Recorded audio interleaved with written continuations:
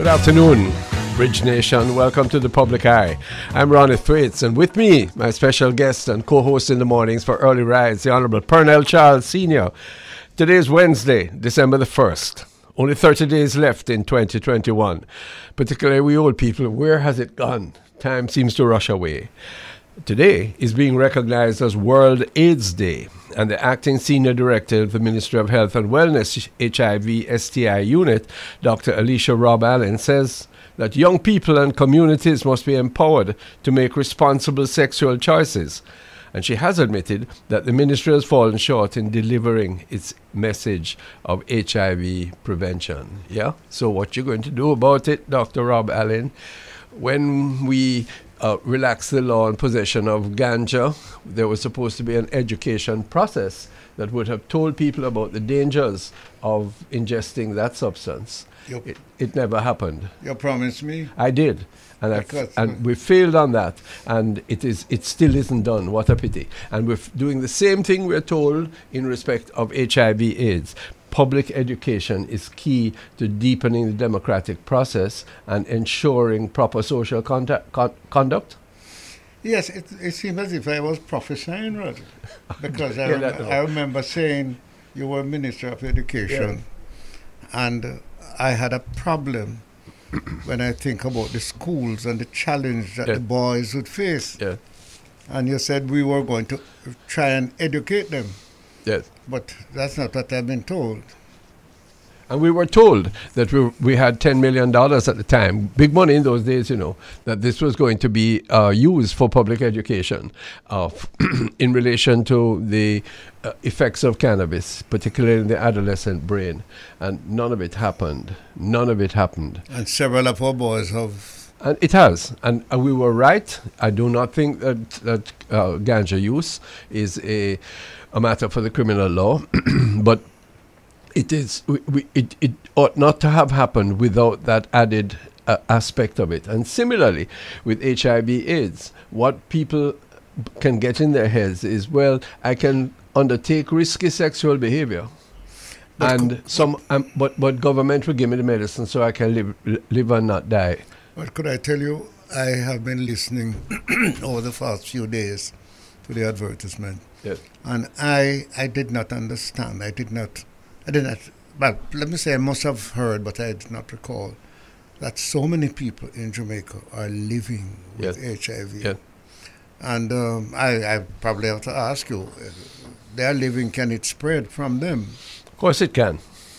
Of course it can.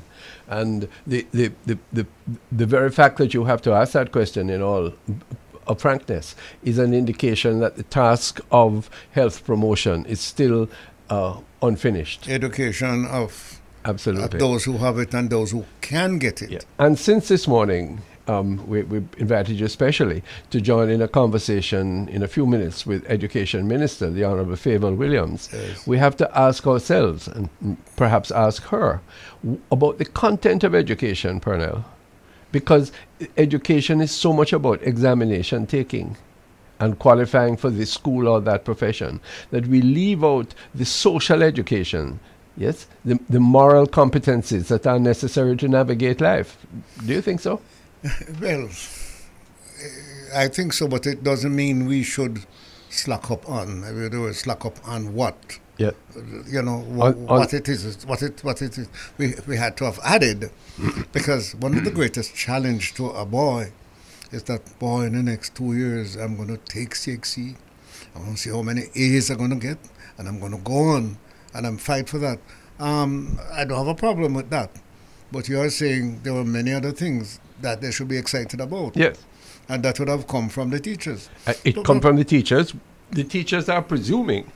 They will tell you quite frankly that it ought to come from the home. But you and I will understand that that can't be taken for granted. Well, I'll go back to my home. That when I was 7 years old, I didn't get a chance to have gone to a basic school, as I told you. Yes. There were no basic school in my... But what was my parents' duty? To allow me to be able to count from 1 to 100, and to learn ABC from A to Z, not Z. Right? And when I went to school, the first thing the teacher asked me, "Will you have your vaccination paper?" Yes. Right? Yes. And I said yes, and I was in. Yeah. When I got in the class, there were certain children there who were writing and adding and dividing. Yes. And the teacher was holding my hand, how not to make the letter touch the top line. Right. You know? Double line book. Yeah. But Mr. Charles. Double line what? Book? Double line. No man, small slate. Small slate and pencil. Yes. There's a difference between us in that technology. But something else. Because you're in town. Yes, but something else your parents did. They took you to Sabbath school or to church on a Saturday, and you picked up precepts of behavior, of respect, which if you didn't, your teacher would have had a greater task, if at all possible, than making sure that you wrote and didn't cross the line at the top. Am I right, sir? You're right, and I told my mother when days after the problem was big that I thought she was wicked to wake you up at 5 o'clock to go to this early church thing. Yeah. I don't know, Sabbath school is every morning you have a 1 hour between 5 and 6. Oh. And we had to go. Yes. I had to study, you had to know the morning lesson, and you had to sing. And looking back, sir, looking back, do you object to that? Object? Uh-huh. No. What I did was to complement that with all of my children. Really? Everyone. Yes. Anybody who didn't go to church cannot go to a party. Okay. And if you go to a party, you have to be home by X. Yes. Because my father told you, if 12 o'clock catch you, you have to find your own yard. Yeah. I see. Right? Yeah. So what we have to ask the question. We're talking about education today in its broadest sense. In a moment of particular crisis where a large number of students are still out of school, and where most have been out of school for the majority of 2 academic years. Now, what has happened to the social education? What has happened to the morals and the values and the attitudes of those children? What we must ask a very, very hard-pressed Minister Williams, can the state do to ensure that we catch up? I think that what the state has to do, looking back, is what Teacher Williams and his team did. They took responsibility for all the children that come under their hands. Their socialization, their education, separating them. Where you can run, you understand me? Sure. And to the point where I told her about this teacher, how she cried when one of her child failed one subject. And I said, what are you crying for? I said, one failed. I said, but it's your picnic. He said, but of course it's my child. Yeah. Right? I don't think that the dedication and the responsibility, and also some of the parents, don't make it possible for teachers to want to do that. Well, exactly, sir. And let us step back. Why? Because this is sensitive stuff. But many times men and women become parents by buck-up rather than by intention, yes, and out of a context of commitment.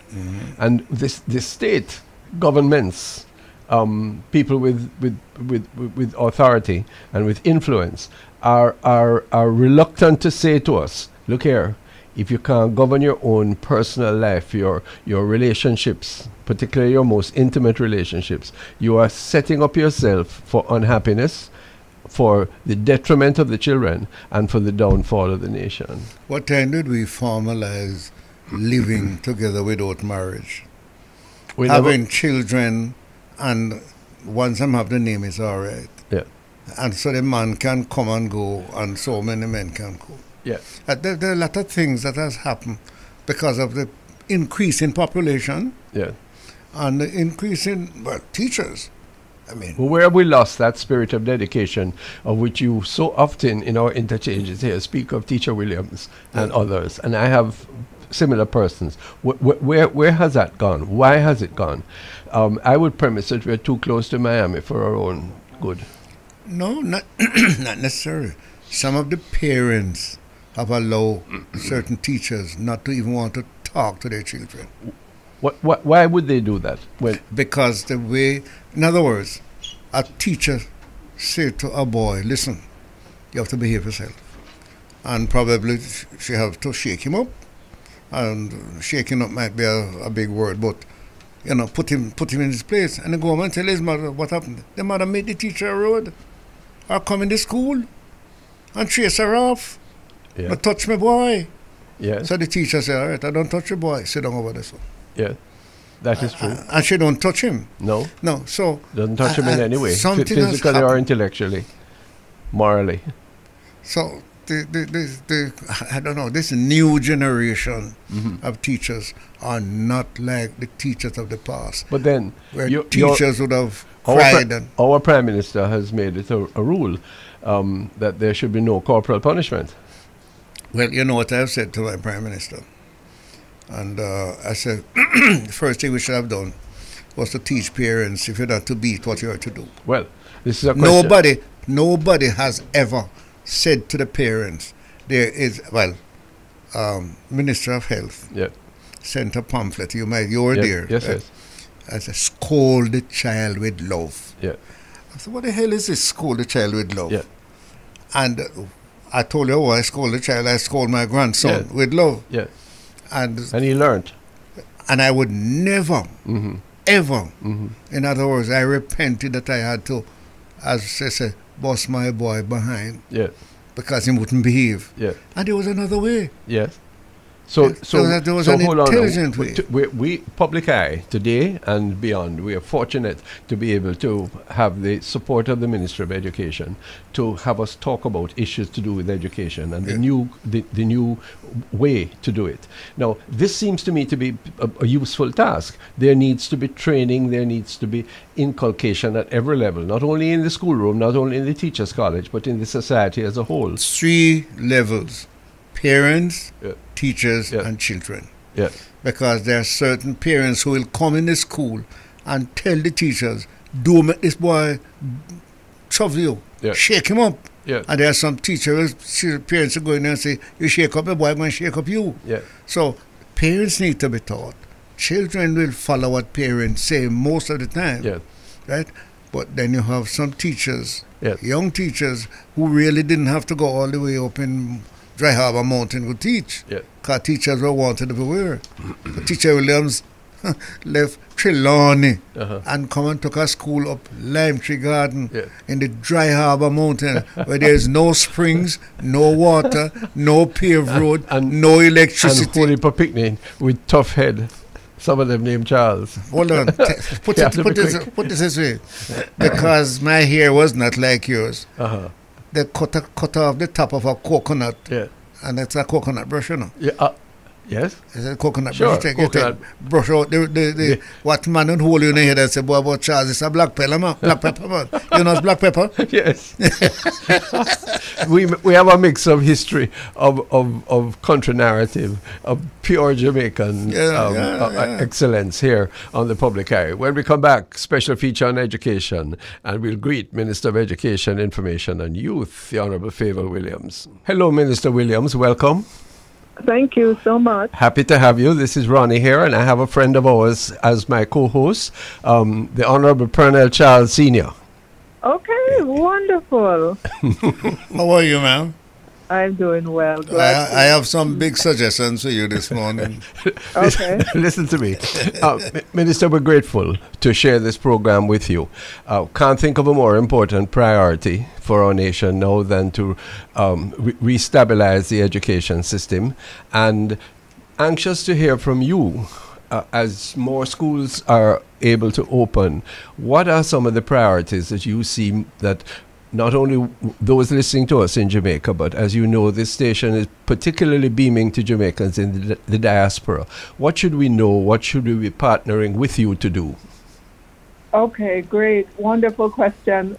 We've been living with this awful pandemic now for a year and a half, and our education sector has been badly hit by it, meaning our children have not been able to go to the physical classrooms, but we have managed to use technology in a lot of cases to keep them learning.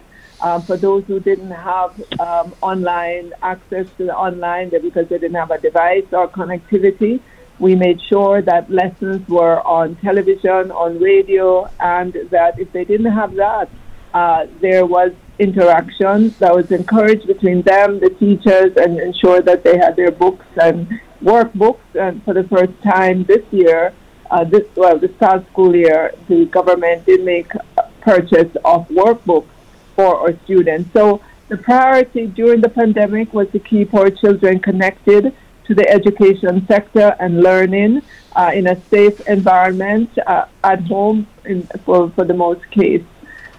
Having said that, though, we do recognize that there were many children who did not have that opportunity because they didn't have connectivity, they didn't have a device, and so on. And for those children, we're making a special effort in terms of our intervention, going from yard to yard, finding out, talking to parents, finding out what are the issues, and to see how best we can intervene so that those children are back again in the physical environment and are engaged with their education. I didn't know about the people going to the yards. I think that's very important. What are these people really acting as social workers? Do you feel, Minister, that this is a necessity in our school system now to better bond the home with the school by having particular persons, when we can afford it, that can do that kind of task, not only in the urgency of the pandemic, but more generally? Right. So you're spot on. During the urgency of the pandemic, we have to do this for a limited period of time, and hopefully during that time we will get we'll visit as many homes as we can. Yeah. But there should be a much closer working relationship between parents and the school, not just to go to PTA, but to truly understand what their children are learning in school, how can they assist them when they're at home, to insist on certain things, to be there for the child, to understand that as a parent, you do play an important role in the education of your child. It's not just the school to which you send that child that's responsible, but you are as well as parent, caregiver, grandparent, aunt, whomever it is in the home that's taking care of the child has a responsibility as well. Earlier, Pernell and I were talking about the important role of socialization, which both he and I, and no doubt your good self, I hear you come from Upper St. Catherine, had in our school system. Ty Dixon, St. Catherine, yes. Listen, shout out to them. But you had to go to church, you had to go to school. Yes, miss, that's the whole thing. The statistic is that less than 40% of our children go to Sabbath school or Sunday school. Yeah. Our homes are, we're not blaming anybody, but they're not able to infuse the kind of values that were available 2 or 3 generations ago. My concern is, how do we, this state through your ministry, and all of us who have any word, any responsibility, how do we remediate, first of all, the academic losses that undoubtedly have occurred despite best efforts over the past really 2 academic years, and secondly, the social competencies which have been forfeited or not developed. Minister, this is a huge task for us all, isn't it? It is a huge task, and we have to put our efforts behind it. When I look at the curriculum here that the ministry has, I see a lot of information in it, a lot of intervention initiatives. My thought is that these interventions are not as broad-based as they should be. They're reaching some children, but not all, and we need to reach all of our students when it comes to making and influencing their character and their behavior, what it means to be a Jamaican, what it means to be polite in class, to your teacher, to your friends in class. How do you answer back an adult? How do you, when you enter a room, what do you do? And how some of the manners, if you will, that we should have that we were always corrected along the way as we grew up, is absent. It's absent now, and we have to find a way to bring it back into homes, into communities, into schools, as the children move from grade to grade. Minister, Ronnie is very strong on socialization, which is a major part of education. I was invited by some of the schools in Kingston to come and speak to their 4th form and 5th form and 6th form boys. And let me tell you, I have not enjoyed that sort of, my socialization with them. Really? It was, and I'm saying, some of the teachers who have retired need to go back in the school to talk to the young teachers,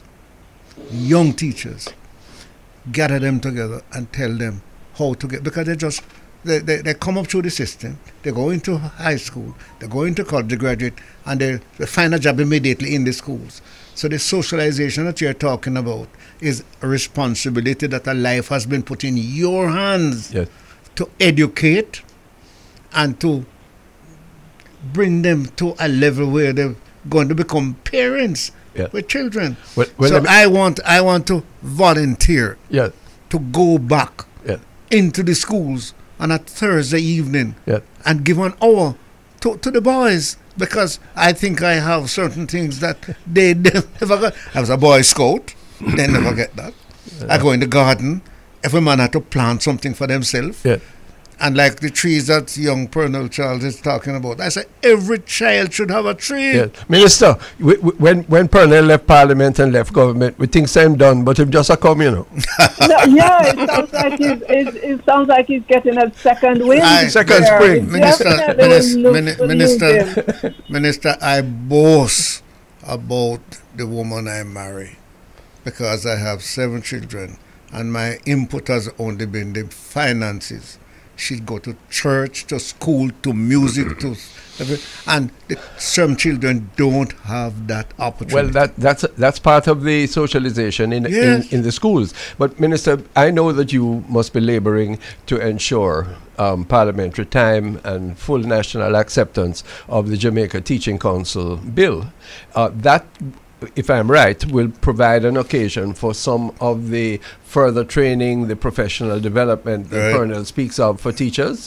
Do you see it that way? Yes, I absolutely do. There will be a requirement for professional development of our teachers, and I would add personal and professional development of our teachers as they move along in the service, so that they can refresh their knowledge in a lot of different areas. I know some of that happens right now, but it's voluntarily done, and it's not kept track of. But my understanding is, in some cases, credits will be given and so on. So there is an incentive to continue to upgrade yourself, your learning as a teacher. You know that we're living in the 21st century, where technology is accelerating everything. We want more technology in our classrooms to help our students to learn more, learn faster, learn deeper. And our teachers have to be comfortable with that as well. We saw coming through the pandemic the eagerness with which they learned how to, how to be in the virtual world, how to create virtual classrooms and so on. And so we know that our teachers can step up to the plate, and I believe once they put the framework in place that they will. Pernell and I, on our earlier program, Early Rise, were talking with Dr. Peter Phillips, and he has often spoken of what can roughly be called apartheid in education. I'm concerned, Minister, about those schools which are disadvantaged from the standpoint of their newness or their lack of full parental stroke financial support. For the high schools, for example, the same $19,000 doesn't stretch for a school in a city or deep rural area as it does for a school with better endowments. How can we bridge that gap? Well, very interesting question, and I know I've been seeing more and more research done on that. from some of our international partners who've really done a deep look at our schools and look at the expenditure and where it is.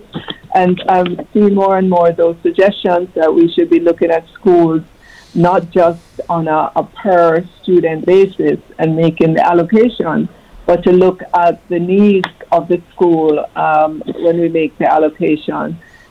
So as we move along, we'll take those things on board. We have to ensure that, you know, there is not this human element to kind of favor one over the other, but to try to find as best as possible a way in which we can help the needy of the neediest and, you know, have equity across the board for our students. And whatever we do, it has to be auditable so that, you know, we don't introduce bias and so on. I think traditionally using the per student or per capita was seen as the fairest. But again, with this new research that's coming on, I think we need to take a pause, take a look at it, and see if we can describe a new framework that will be beneficial for those schools that are not as endowed as others are. Minister, we need a short break, Pernell, but when we come back talking about research, Minister Williams, what's happening to the Patterson report on educational transformation? I know government is considering it. When do you think it will be available for broader concern? And you know, when we look at curriculum and the broad needs of the country, the capacities of individuals, we have some really good stories to tell. We'll share that with you when we come back. Minister Fayval Williams, we're transforming education, we're beaming to the diaspora. We're going to have to recognize through the minister's words, I'm sure, how the diaspora can continue to and improve their bonding and their contribution to the schools they went to Jamaica's education. Soon come. It's education time on the Public Eye with the Honourable Fayval Williams, the Minister of Education, Information and Youth. The Honourable Pernell Charles, Order of Jamaica, veteran countryman, trade unionist and retired government minister, joins us for the discussion. Minister Pernell, I want to just share a good story with you. When you can, Minister, go and visit New Forest High School. New Forest in Manchester, Pernell.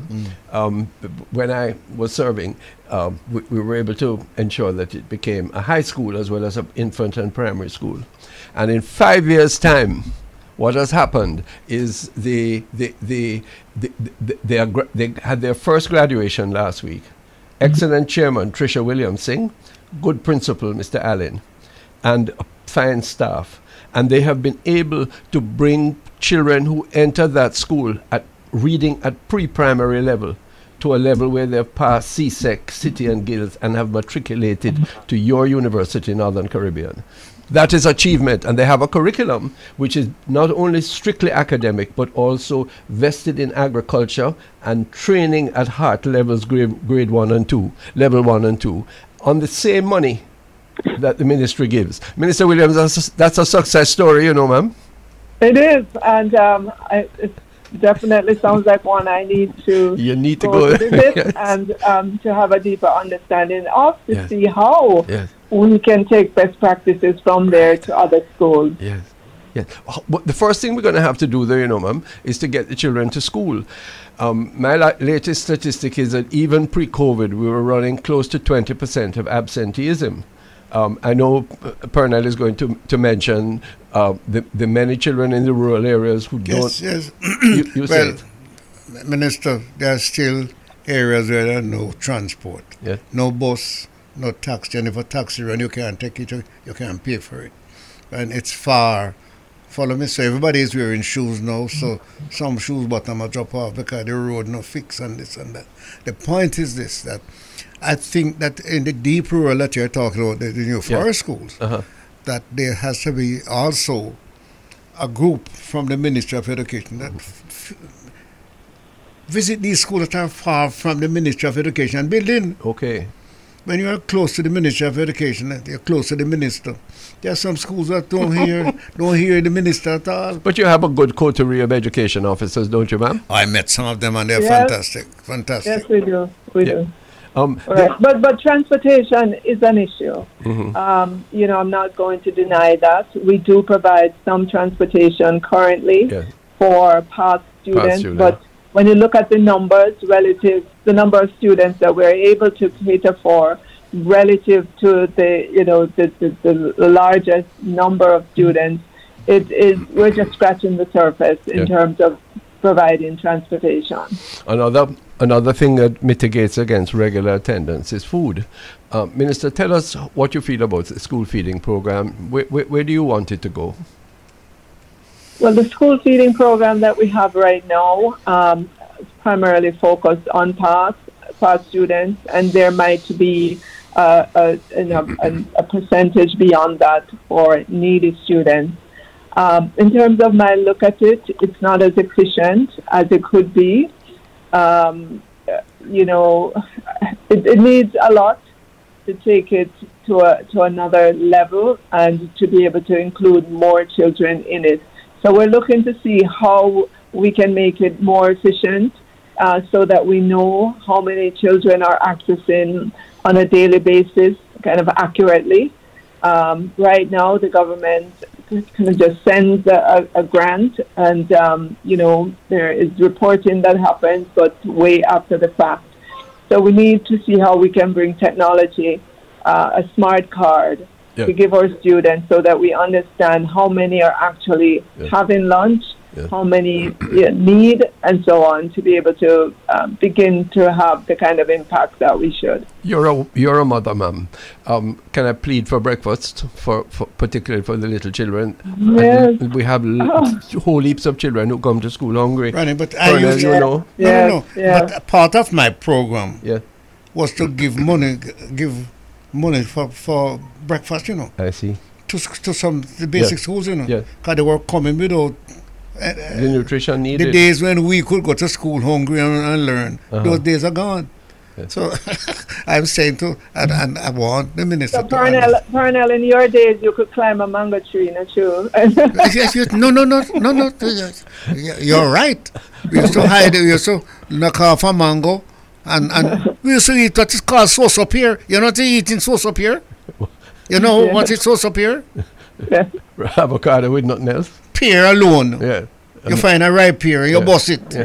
You eat it. Right? And you wouldn't eat pear without bread, you know. No, but there's some, it's quite true, sir. But there's some people listening to us and saying, what Pernell talking about these things? What minister agreeing? Because times change. We want more than that now. No, hold on. Yeah, times I agree that times have changed. But the incidents have grown bigger.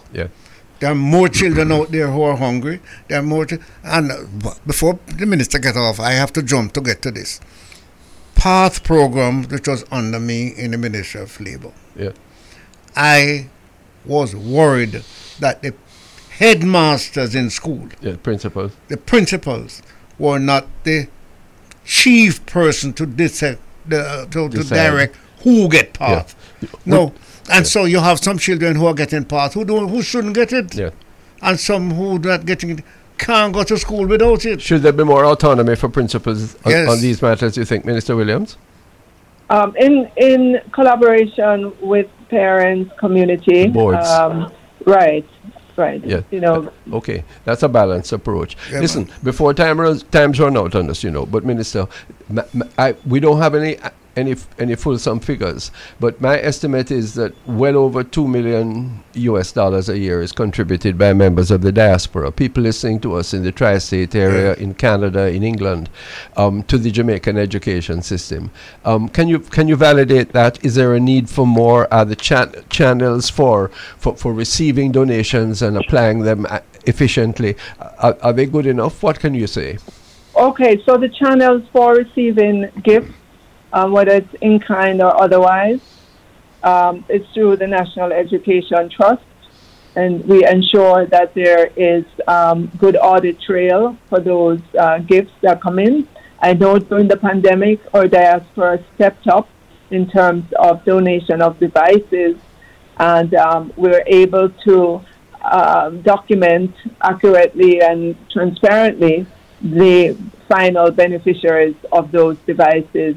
In some cases, the diaspora person would indicate that they want, their school or that, that other school. Yes. So we ensure that we follow their request. But it's through that entity, that's their mandate to receive these gifts to help persons who are donating so that they can find their way through the system seamlessly. They don't have the hassle. Good. But I think when I think about the number that you just threw out, you said 2 million? Yeah. 2 million US? Yeah. I think that's an underestimation. Well, I would be glad to hear. Yeah. Well, look at that then. When you consider, just in terms of the 25,000 or so devices that we would have received this from year. the diaspora, Yes. that's whole lot more money than that. Yeah. All right, Miss, well, please tell us about school opening now. Why don't we just open the schools, ma'am, and have testing and vaccination available, particularly at the high school level? But please, can we get everybody back to school quickly, Mrs. Williams? They are. No, ma'am. That was an announcement yesterday. And we're grateful for that. That was an announcement yesterday in Parliament. So all our primary schools are back. Well, if I start with the early childhood sector, daycares have been open; they've never been closed. Or children in the kind of pre-primary, they are back. So those are basic schools, infant schools. They are back. All our primary schools are back. Or high schools, we're saying that once they get to the 65% vaccination rate, students there should be back. We're encouraging our schools to continue to observe the COVID-19 protocols, the mask wearing, the social distancing, the hand washing, to use the rotation approach where given their space constraints, they may only be able to have some children in class today and others at home and then rotate them and so on. But in no case should a child not have at least 2 days of face-to-face. So yes, there are more children who are back in school now, and we are, encouraging both vaccinations for those that can have vaccinations and for all students and all persons who work in the education sector. We're reminding them daily about the mask wearing, the distancing, the hand washing or sanitization, and all of those protocols that I know work to keep us safe. Minister, please prepare yourself to manage what I call possible crisis, where 2 or 3 children in the school show symptoms, and you hear the teacher say them now go back there. But there's a managing committee that you have to put. Sure. Or you isolate, take out, right? But keep the corpus of the school going. Exactly. Right. Yeah. Exactly. You Totally agree. cannot and hear. Is why You cannot hear that 2 children have it, so the whole school locked down. Minister, how you see it? Right. So that is why all our schools have to be inspected by the Ministry of Health and Wellness. Sure. And they have to have an isolation center. Good. Right. And that they have Very to have good. it, or else they're not allowed to be open. So that isolation room must have sanitary facilities dedicated to that room. So that if we have that case where a child comes in with a runny nose, or you get information that they've been exposed, that they go into that isolation center and that the medical attention is given to that child. There is sanitization that happens, but school is able to continue as we live through and live with COVID. Very good, Minister. We're very grateful to you for sharing all of this information with us. It's been out in bits and pieces, but we can hear you, we can feel your interest and your commitment there. Minister, we're going to book you again on this program, when the Patterson report, that's Orlando Patterson's report on transformation, is public and available to us all. I hope you'll favor us then. I will be back, and just so you know, the Prime Minister did announce on Sunday that he received the report, and I, if I'm not mistaken, I'm sure he said it will be made public. I think he did, and it should be. This is something that involves everybody. The Honourable Fayval Williams, Minister of Education, Youth and Information. Thanks so much for today. Thanks so much for this program. Thank you, Minister. Thank you. Thank you. That's the Honourable Fayval Williams, Minister of Information, Youth and Culture. First of its kind. A half-hour-long interview specially prepared and presented by the Ministry of Education in order that you, the public, we, the people in the diaspora and locally, can have a better understanding, can have a voice into the education policy making and application. And we invite our listeners on 876-551-5782 for the WhatsApp line, and in the studio line for telephone 876-676-4996. This is your opportunity on the bridge to share, to make suggestions, to offer constructive criticism on the educational opportunities in Jamaica.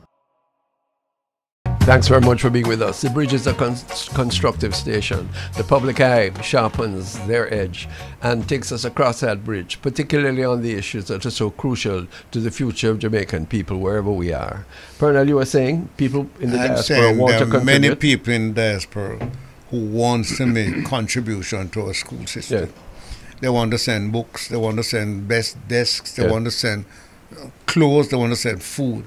But it stays on the it's difficult. And the port and a rot. Yeah. Because of course you'll always have the journal in the system. Yeah. But we can't look at all of these things as common. So the Ministry of Education has to give guidance. If you want to send something to New Forest or you want to send something to Clarendon College, right?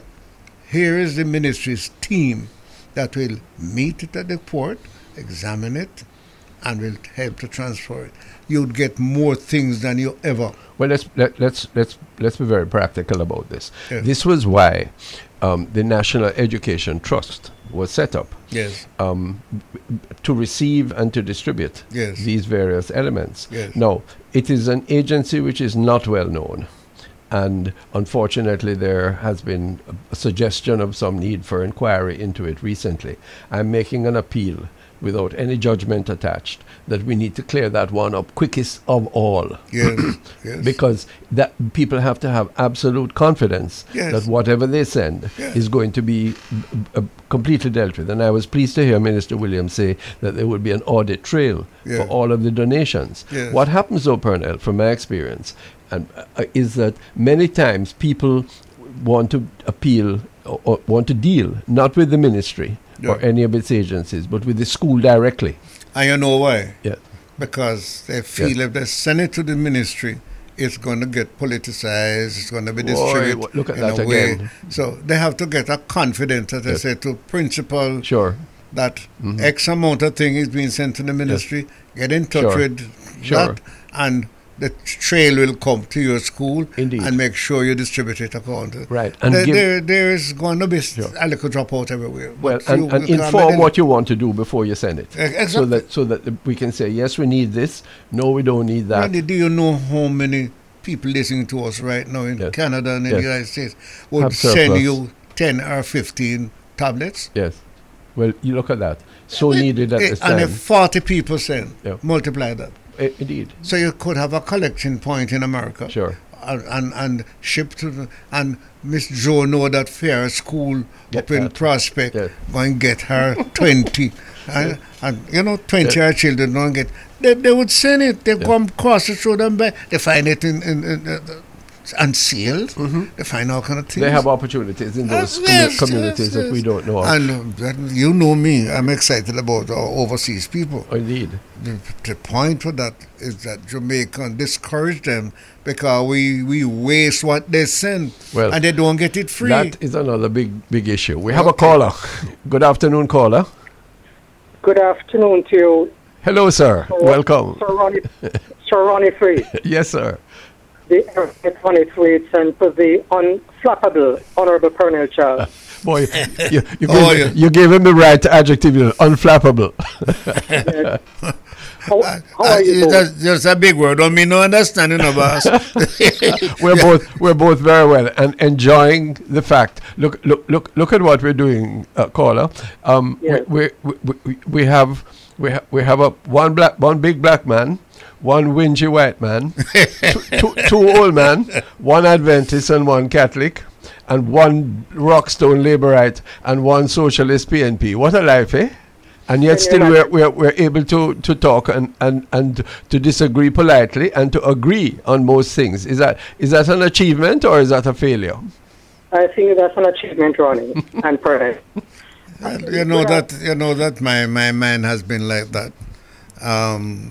I believe if you are good, it has no white or black or shiny or this and that. Yeah. Right?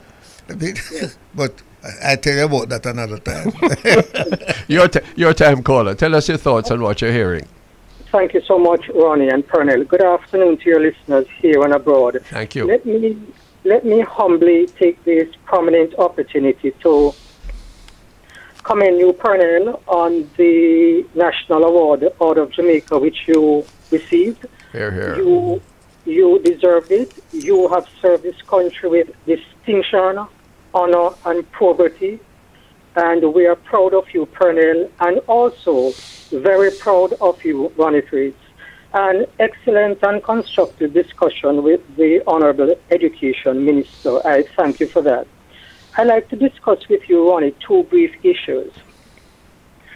I am very concerned about the continued increases in products within the supermarkets and places of shopping over the past 5 years, and continues to increase at alarming rates, where we have a situation whereby the cost of living expenses in this country are extremely high and cause for concern. More and more Jamaicans are in fact descending into poverty, and the necessary social safety net for the poor, sick, and elderly is clearly not there. When you take a look at the PART program, its budget cannot accommodate the increasing numbers of persons across the country who need help from that program. And it needs some form of revamping, it would seem to me. Some weeks ago, Ronnie, you spoke to Ralston Hyman on this German issue. There needs to be a diversification of the Jamaican economy into broad areas such as manufacturing and export sectors, the immense expansion of the agricultural sector, whereby we should be seeing approximately 200,000 persons involved at various levels within the agricultural sector. The implementation of an equipped logistic hub and the continued expansion of the tourism sector. However, what I will say here, I think it is rather preposterous and backward in thinking for us as a country, broadly speaking, to be depending solely in the main on the tourism industry. Where are the government policies to assist, to facilitate these various sectors, to assist them with expansion, to assist them with exporting, so that we can earn the necessary foreign exchange rather than depending solely on the tourism sector? Well, okay, what's holding us back? Tourism, as you spoke, is that an easy alternative? Although, what are we retaining of the tourist dollar? Pernell, you may remember the figure, but it's probably in the region of between 20 and 30%, which validates the caller's point.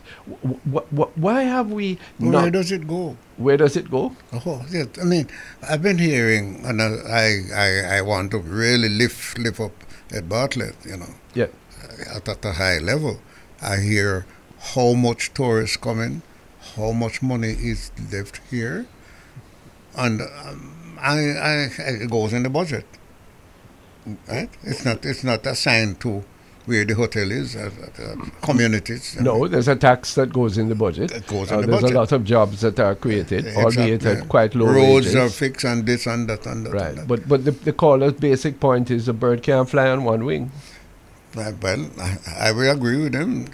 Bird flying one wing, but didn't fly but half of your side. but caller, to me as you speak, I ask myself the fundamental question: why is it that we, over history, coming from a plantation economy, perhaps not fully out of that, why is it that our efforts at really robust, profitable, export-based agriculture, to serve tourism, to serve the export market, to feed the school picnic, as we were earlier talking about better, why has that been so, why is that so inadequate? Right, just before he comes in, yes, let me tell you one of the points. One of the points is that we were feeding tourists with import food. We are. We felt that they were not, our Irish potato growing in Manchester wasn't good enough.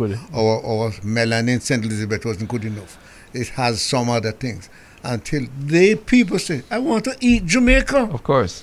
I saw this young man who has a hotel down in Treasure Beach. Yes. Somebody was saying, bring fish come. Yes. Go into fish. Yes. I said, why? And he can't find fish to sell. Well, I'm aware of that. No, but caller, help us. Why do you think we haven't made the transition from feeding other people and satisfying their agricultural needs for arrowroot, for citrus, for banana, for sugar, to the point now where we are faced with the death of all those industries? The relevant policies are not in place, Ronnie, and the entire bureaucratic structure in assisting small businesses, in assisting those farmers. The farmers have problems accessing loans and the other associated problems. There needs to be a firm commitment in order to develop those industries, the agricultural industry, in order to structure it so that we can be earning much more funds. I'll give an example. I was speaking to a major Jamaican business person in Toronto. He's a Jamaican, he migrated there, he has a company. Hold on one minute. I think I know that person. I'm going to let you tell us. We just have to tell people the time. Hold on, caller, please. This is a public eye.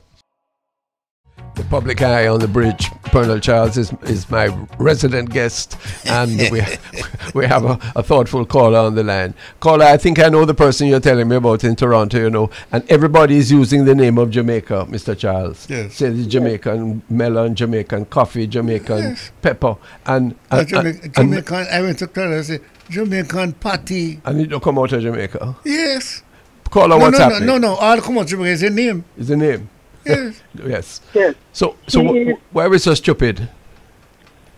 There needs to be the firm commitment, Ronnie. The will to do what is right, to implement the requisite policies. Yeah. He's seeking to import on a regular basis a range of agricultural products, and the supply is clearly not there, and the consistency of the supply is not in place. Can you imagine if we develop the agricultural sector, equip it? Can you imagine the development that it would entail in terms of developing the economy? I can imagine.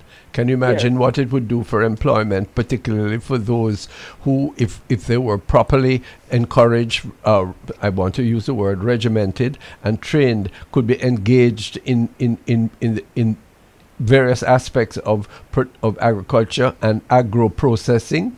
Yes. Ronnie, I have something to tell you about a tourist, a hotelier who sympathized with my presentation, as we have doing now.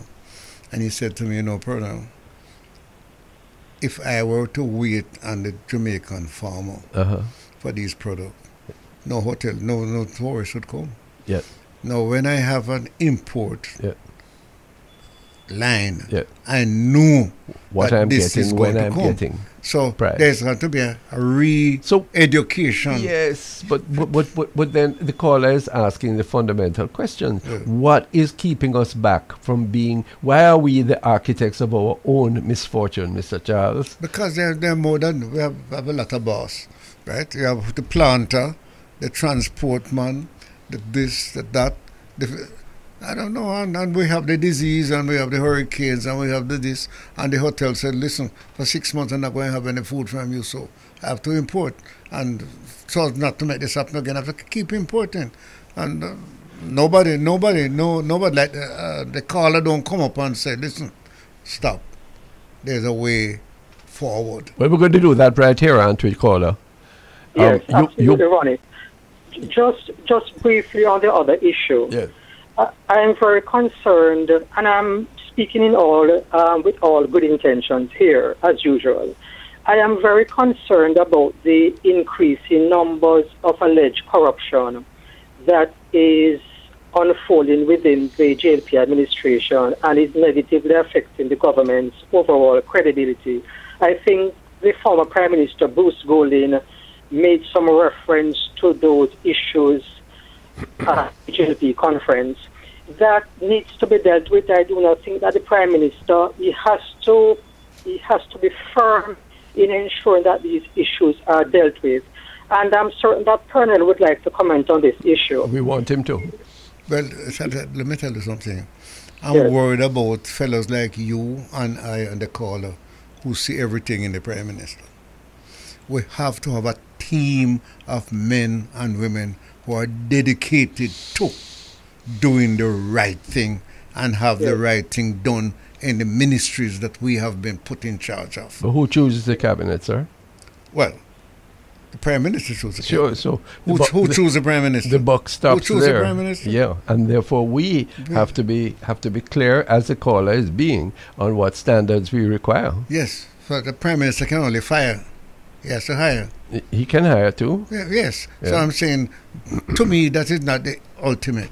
Ultimate is to get a team that is dedicated. But Ronnie, you and I know that the minister can be good, but a whole heap of things behind the minister. Yeah, but then you see that raises another fundamental question, caller, before we go, because we have to. If you give me responsibility, you must give me the power to exercise that responsibility. You know. Yes, and therefore, don't tell me that I'm responsible for education or local government or works and transport, and then you say that or you allow me to make excuse for people who are who are bureaucrats. You don't have to ask for my support on that. Yes. You don't have to ask for my support. Okay, sir. At no time with no level of political or government level. Yeah. The truth is this, that you walk into the Governor General's home, he reads to you, you get a document which commits you to certain standards, and you carry it and put it down and forget it. Yeah.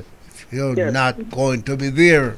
Right. In closing, Ronnie and Pernod, I'd like to take this opportunity to commend the opposition leader, the Honorable Mark Golding, and those parliamentarians, including those PNP senators. They have gained my further respect, who they did the appropriate, correct, and warranted thing and voted against the extension of the states of public emergency. They clearly, gentlemen, stood up for the constitutional rights of the Jamaican people. And I am hoping that in going forward, the Minister of National Security, he can, with the input of the heads of the security forces, tabulate a workable crime plan, seek the approval of the opposition and Mr. Peter Bunting, and in going forward understand clearly that states of public emergency cannot be used as a tool to fight crime. It is wrong, and it must never be used. Let me ask you before you leave. Who called the state of emergency? The police commissioner on the head of the army. Okay. Hold on. Very good. The commissioner of police is in charge of security. Yes. The major general is in charge of security. They come to me, that the Constitution said they have to do, and say, listen, we are having problems in bringing this monster under control. We need a state of emergency to do certain things. And we said to the police, no. We tell the commissioner, no. Sure. We lock him down, right? No, it's not that simple. And It's not that simple? No, it isn't. Because when they come every day and say that, when they come and say that the breach of the Constitution is the only way that they can control crime, and they get the support of the government chosen by the people, something is clearly wrong, sir. Ronnie, Yes, listen, I will go along with you. Yes. That something is wrong. Yes. But tell me what is right. Yes, okay. Tell me how you're going to solve that problem by what is right. By pulling the police out of the men who are chopping off people's neck, shooting them. Yeah, but you and I have, solution. You and I have canvassed this several times on the early rise. And caller, you must share with us in the morning if you wake up Monday, Tuesday, Wednesday, where both of us are doing this. But let me differ with you just slightly. I would, if I were a parliamentarian, I would have done a wager or tried a deal with the government. I would have said, if you want 3 months more, I'm prepared to go along with the need for containment, which a state of emergency provides for. Yes. Conditional on your providing in Montego Bay, just to take one instance. I know I think of you as a Western man caller. Take Jarrett Park. And every unattached youth must report there for training, for re-socialization, and for work. Yes? Worth the money to be invested. And if you don't do that, then the police must look out for you. If you twin a process of containment with an equally avid process of re-socialization, then I understand it with one more conditionality, that you must not detain a person for any longer than a week without bringing them periodically before a court of law. Yes? I'll go with you with the last one, but I will tell you the first one. Yes. They laugh at you. You laugh at me? Danny, I told you about the you told me, but it's not you as a politician or I, Pernell, who will be doing that. But I was closer to them. No. That is what you use your army for. Oh, okay. That is what you use your army for. All right. Caller, thanks so much for raising all these points. You're always welcome on the Public Eye. Thank you so much, Ronnie and Pernell, all to your listeners. Appreciate it. Thanks so much. We take a break. We'll soon come back. Thanks for being with us on the Public Eye on the Bridge 99 to the world. Joining us with Beau-regard at Irie Jam Radio in New York. Hello, Beau. Good afternoon, Mr. Thwaites. I'm hoping that you can speak up more loudly with a strong Jamaican accent in the midst of that maelstrom of America. Can you hear us? Yes, I can hear you. Okay, that's great. And I want you to greet our co-host for the day, the Honorable Pernell Charles, OJ. Good afternoon, Mr. Pernell Charles. How are you, sir? I'm doing great, sir. How's everything with you? That's good. That's good to hear. You're good. He's a migrated Georgian, by the way. This man. Yes, sitting in New York and capturing the imagination and interest of the Jamaican diaspora community. Mr. Charles used to be one of the leaders of the Jamaican community in New York, you know, Beau. Yes. Yes. I was the president of the West Indian Student Association all over the United States, boy. We did some great things to get them to school. NYU or City College? Which one was yours? I went to City College. Yes. I went to New York University and then moved to City College. And well-known institutions. Whole heap of Jamaicans still there, don't it, Beau? Yes, a lot of Caribbean folks, a lot of Jamaicans. And since everybody always has a good mind for the rock, let me just make an announcement for your listeners and ours.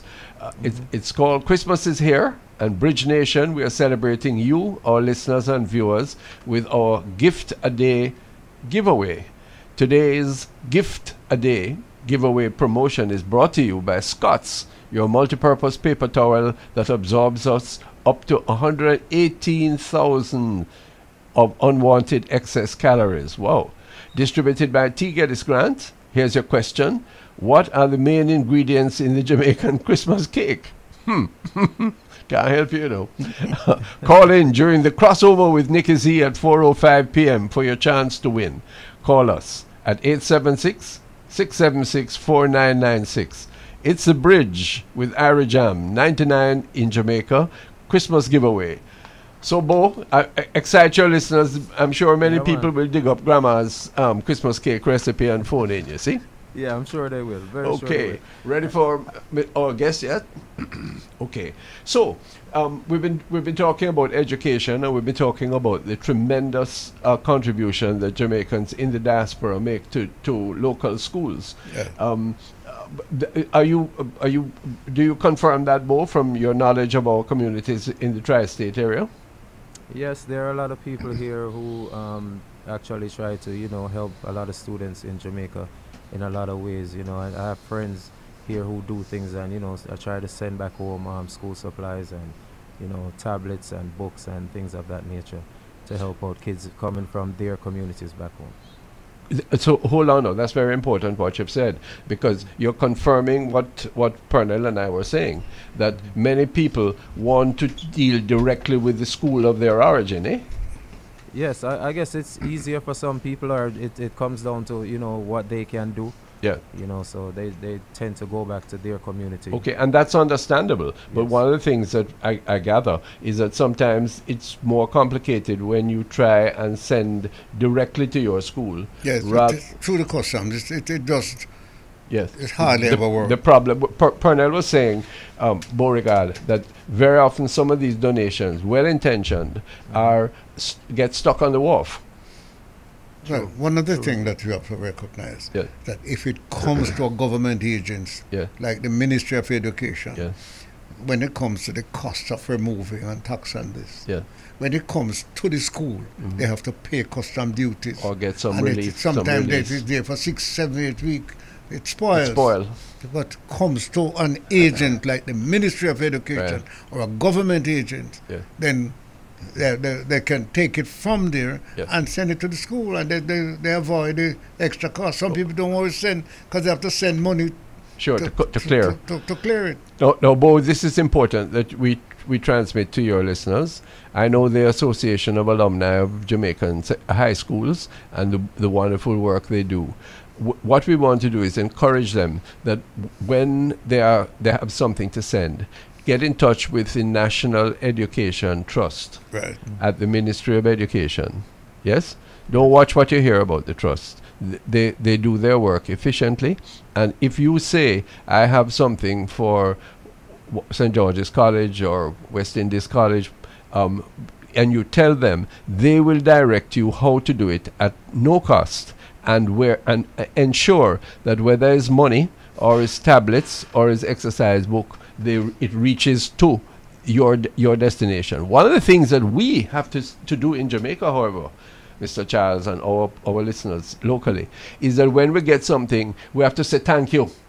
You know how much time school gets something and nobody writes and They say, don't even know that they get it. aye, that is the problem. And the next thing, make sure that when somebody in New York Yeah. sends something for Prospect High School, Yeah. that it goes to the that school, Yes. because when they send and say, boy, not come, Yeah. it's a Everything discouragement. let down. So we're refining the process. The generosity of spirit we know is there. Thanks, Beau. Listening now, we've got a good interview. Bert Samuels, good afternoon.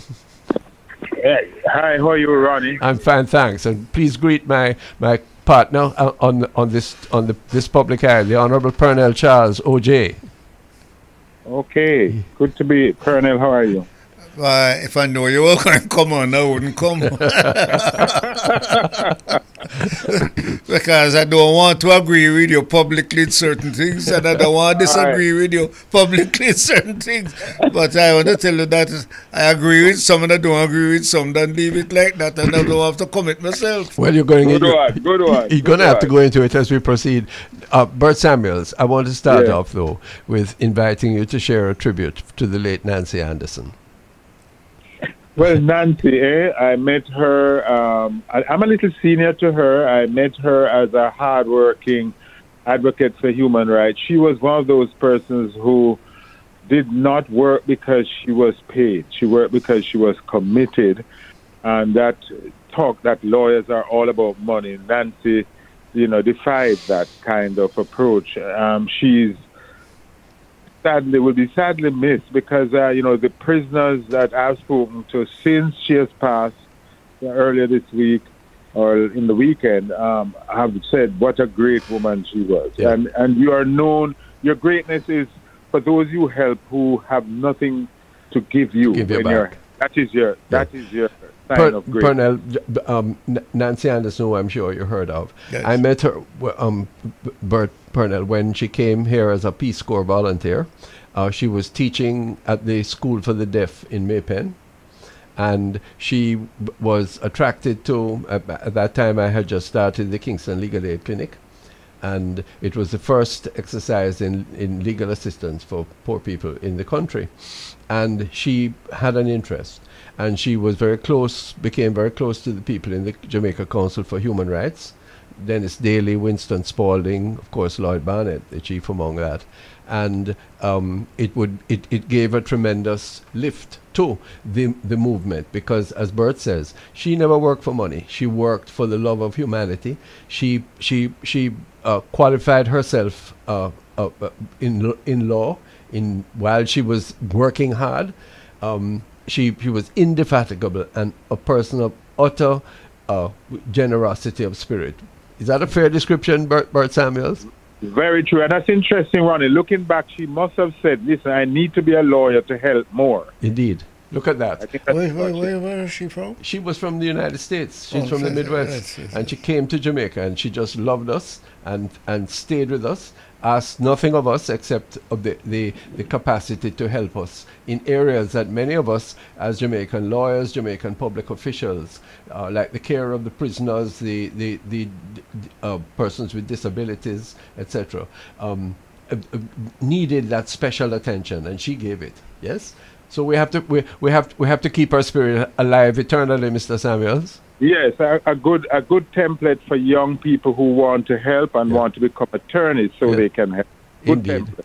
Yes, she succeeded me as director of the Kingston Legal Aid Clinic, and of course that was her one of her major avocations, and much beyond that throughout her life. Eh?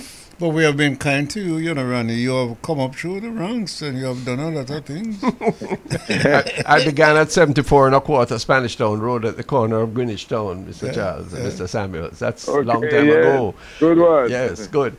Nancy, for example, would find people languishing in prison who had mental challenges. Sure. And she would dig them out and make it known to the public the suffering they were going through. Yes. Great woman. Yes. Turn on your camera, please, Bert. Our monitors want to see your face, if you will, as we venture into the arena that we call you for, really, beyond that tribute. You've made public statements recently on your perception as to the quality, the timber of human rights in Jamaica, and particularly in respect of the legal system. This is a difficult time. We're faced with rampant crime. We're faced with a very excited and troubled people. Is the cause for human rights some kind of surplusage? Do we have to put all those thoughts aside, as some of our leaders want us to do, and just take drastic action? Explain your position. I mean, for those of us who have spent a night in jail or prison or whenever, we know that it's hard for people who have suffered themselves to feel that human rights is a luxury. And I think human rights is compatible with crime fighting. In fact, human rights can cause a society to become more humane and there will be less violence. But that's not easy to accept in the face of 1,300 plus murdered in Jamaica. People feel that we should suspend some of our rights so that for the greater good. And Ronnie, you and I know that that's not going to help. I mean, once you get people frustrated, once you make people feel hopeless, then you're going to find that, the frustration leads to more crime. There are people who feel that some persons charged do not deserve lawyers, and those of us who represent them are ourselves culpable. So there is this, what I would say, very conservative wing in the society. For example, the man who looks at my garage that I park in the morning told me that he's supporting the death penalty for people found with a gun. He told me that on Tuesday and was upset because I opposed the statement. So there is this frustration. Remember that the gun court was built on a frustration with crime, and when two upper middle class persons who had been in illegal possession of firearm but by no means criminals were caught with indefinite detention, then it brought home this whole thing that we have to be careful that we throw out the baby with the bath water in trying to get rid of crime. It's a long explanation and thesis. It's an afternoon. This would take 2-3 days, Ronnie. No, but you're summarizing it well. Colonel Charles, I have a problem. You know the inside of a jail cell. I'm not sure I know the inside of that. But let me tell you what happened to me 2 days ago. Yeah. I met a lady, very decent woman, has a large program, large job, and she applied for a gun because she's nervous that she has to pay money, she has to carry money, and she may need it. And I said to her, but that might be an attraction. The gun is more attractive. Men are more attracted to the gun than the money. Yes. And you know what she said to me? Just tell me how I can protect myself. Yeah. Now, she is not she is a person that I would never. No, she said she has to get a gun, and she has to buy one because they have turned down her application. So she's going to get an illegal gun. No. Now, she's not getting an illegal gun to go and kill a man down in Westmoreland. Or kill somebody who didn't give them their part of the money or their part of the cocaine. She wants it to protect herself when she has to pay her bills and this. So if she's found with it under a formula, she has an illegal gun. So you're going to hang her? And she'll be in trouble. Listen, we need a break for the time signal. Hold that thought, but some of the dilemmas of human rights and security in Jamaica are coming up in this conversation on the Public Eye with Bert Samuels. Soon come. Trespassing on the time of Bert Samuels, busy attorney at law in Jamaica. This is the Public Eye, Colonel Charles and myself having that discussion. Bert Samuels, we're linked up with... Example Pernell gave? Yes. Now listen, Pernell, if she was arrested and went before a judge, the judge would ask for a social inquiry report. That social inquiry report may show that she's a decent citizen who only wanted a gun to protect herself. Now, if a judge listens to that social inquiry report and gives her a light sentence, possibly a fine, because a woman like that does not belong to prison, the people would curse that judge left, right, and center. You agree with me? No, hold on. I agree with you. And that is the dilemma that I faced when Ronnie hit me the other morning, right? Yeah. About a man who wants a gun because him have a man to kill, and if him go to kill the man and his wife is then kill the wife and the children is then kill the children too, it's a different person than this woman who feel that if she has a gun, she may be able to protect herself from a man like that man who is coming to kill her. That is correct. So I didn't want to publicly agree with you. So I'm dishonest enough not to agree with you that there are alternatives. But you have to also agree with me that boy, some of the things that I'm hearing, if it goes so, me now walking at them the road with them the man they walk. No, that's true. I'm as an attorney, I don't want to ask you this because my son is an attorney and my brother is an attorney. And my father was a district attorney. Bush lawyer. Right? Right? But Pernell, do you see why it is wrong for us to interfere with the judiciary when they listen to a case and decide to give a particular sentence, that we should trust them? That we should trust them? You don't have to ask that. You have my answer. But you want to commit me publicly. Let me tell you, I totally agree with that point. But I am worried, like Bruce Golding told me he was worried. Bruce was never, ever would consider hanging. And so I said, Bruce, they don't hang anymore. They just give a little injection. I said, no. But the time when I said to him, here's a 10-year-old girl, live above me, beautiful girl, And a man took her away, cut off her head, shoot her, throw her over a gully. Extreme cases make bad law, Pernell. You have to accept that. Yes, we're talking Bert Samuels to people in the diaspora. Murder is not extreme in Jamaica anymore. Yes, but we're talking to people in the diaspora today. That way in. Yeah. Largely, these are people who are listening to us in the tri-state area, who are black people of Caribbean origin for the most part. The prospects for justice, you say don't interfere with the judge's discretion. We want to agree with you. I certainly do, Pernell, in a qualified way. But we're talking about an international problem where the mechanics of justice do not seem to work fast enough or work effectively enough to deal with the social mayhem. What do you say? That's me? Yes.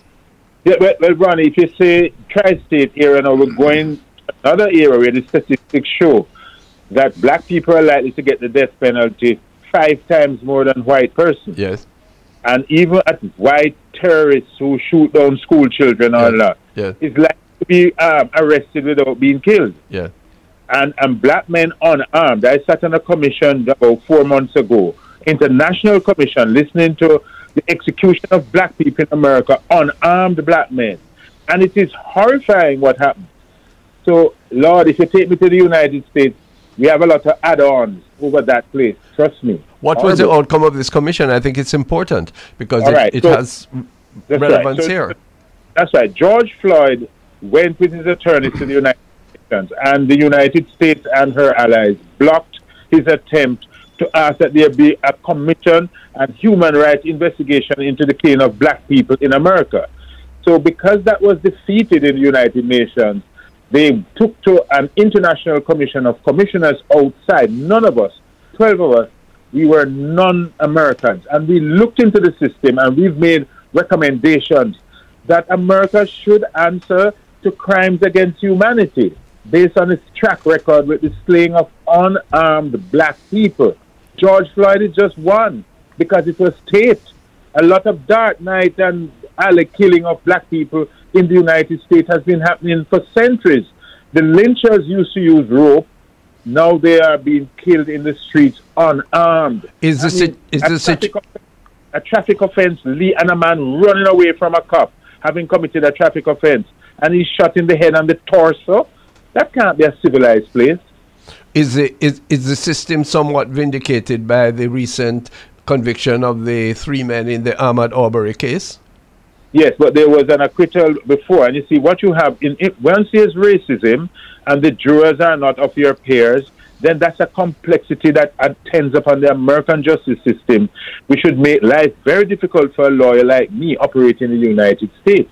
I'm sure I would have been much grayer and possibly gone by now if I had to contend with those racist types of approach to justice in America. Bert, take it back to Jamaica.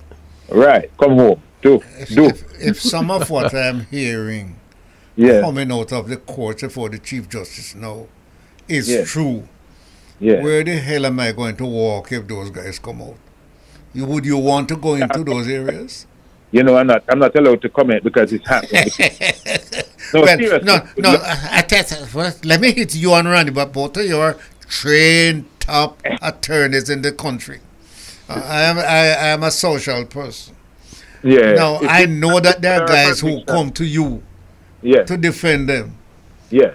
And I don't know how the hell you defend them. No, be careful now, Ronnie. I mean, Colonel, man, your granddaughter, grandson get charged one day, you know, because presumption of innocence. Oh, no, hold on. Hello, but sorry, I have to intervene. Presumption of innocence? When the Commissioner of Police in Jamaica could be heard to say last week that we have to take them in order to get evidence to be able to charge them. Bert Samuels, where was the Bar Association? Where were the judges when the Commissioner of Police said that? Which presumption of innocence, Mr. Samuels? No, before you answer. No, you have to answer that one. That's egregious. No, but hold on. Egregious. A Commissioner of Police, I'm ashamed of him. Ronnie, hold on a minute. There are some people in X-Walk. Yes. Where as long as he's there, all the evidence have to hide. Sir. Well, no. have to hide. If he's taken in, they'll talk. They'll come out the house and push out there and talk. But so long as they are on the move, in other, if they get bail, and who will decide that? So who determines who is to be taken in? So you want to, and who determines how long you have to keep that man? Even when the review committee, which under the state of emergency says there's no basis for keeping him. The regulations now, as I understand it, Bert, you can confirm, says that the security forces can decide whether or not they override that recommendation. All of this completely excluding the court. This is fascism. No, you're not right. Pernell. Let me share tell me if Ronnie is right that you can override all of what he has just said and say you're staying in prison. Because that's just as bad as mine when I was there for a year. It was, that's the point. But when you say take him, I kind of hear you saying that he's already guilty, and I don't like that. When you say take him in or take them in, there's a flavor that you think they are already guilty before trial. And we can't have that system. But let me just share with you. Because of the idea that you have duty counsel now, once a man is taken into custody, he must get a lawyer to be questioned. Do you know that confessions have gone about 3%? In my time, every other case had a confession before you had a right to a lawyer. Now, you don't have nobody just going to police and say, I want to tell you who I killed and all of that. Because we knew, and Ronnie knows, that there was beatings and then people regularly to test. My client got his finger broken during a beating before a confession was given. Yeah. But, so we have to be careful. When you talk about, when you take them in, you will get the information. But what method is going to be used? There's no doubt. Like me who will say it and don't have the background information. I got you. You guys... No, but this the experience from my experience started on this in 1971. You see, and the level of police abuse of people who are taken in, and the coercion to confess, yes, and the distortion of evidence, and the complete breach of human rights. While Mr. Shearer is getting up in the United Nations and declaring Jamaica human rights here, what was that, 68?